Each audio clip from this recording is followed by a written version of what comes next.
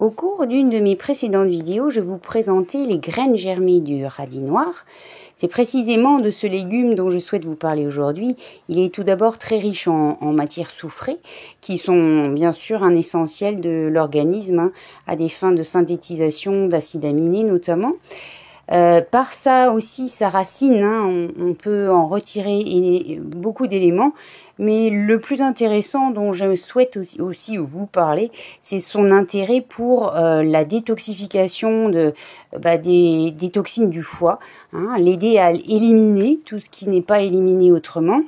Donc on va surtout retenir l'activité du radis noir dans la sphère hépatique. Il est cholagogue et cholérétique. Il peut aussi stimuler la sécrétion de bile et aider à éliminer du moins les calculs biliaires. Il est très reconnu aussi comme étant un très bon antitussif dont je suis en train de vous montrer comment on prépare un sirop. Donc vous râpez des morceaux de radis dans les entre 100 grammes et 150 grammes. Une fois que la petite râpure est vraiment très très fine, vous la mettez dans un bol. Et puis, nous allons ensuite parsemer vraiment toute sa surface d'un sucre, alors un sucre blanc, absolument pas complet, vraiment le sucre le plus classique, et recouvrer vraiment toute la surface entière. On ne donne pas forcément une quantité précise parce que du moment que la surface est recouverte, c'est amplement suffisant.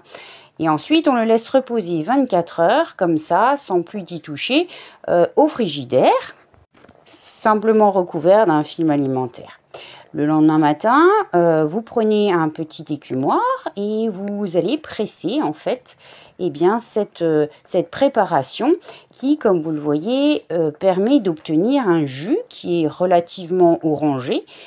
Et vous allez presser vraiment au maximum toute la préparation en entier et en récupérer le maximum du jus. Bien sûr, ce que vous allez presser peut être tout à fait intégré à une de vos recettes dessert, comme un cake, tout simplement, étant donné que c'est sucré, donc ça pourrait très très bien s'y incorporer, de même que lorsque l'on fait un cake aux carottes. Voilà, et une fois que tout le jus dont vous avez pu vraiment presser un maximum est extrait, eh bien vous le transvasez dans un petit pot, si possible teinté et foncé, qui ne laisse pas passer la lumière, et vous le conservez au frigidaire. Il se garde dans les 3, 4, 5 jours maximum au frigidaire, et donc vous pouvez en prendre une bonne cuillère à soupe après chaque quinte de tout. Voilà, si vous souhaitez davantage d'informations, n'hésitez pas à me contacter par email.